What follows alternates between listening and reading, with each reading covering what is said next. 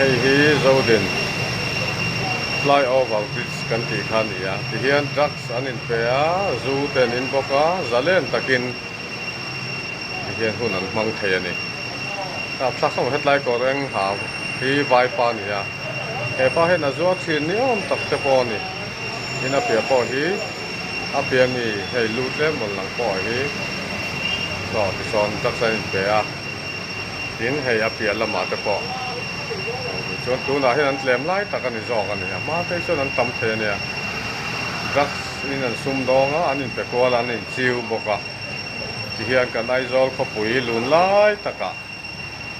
so so la chi sang sang ti hian an ti ngam ani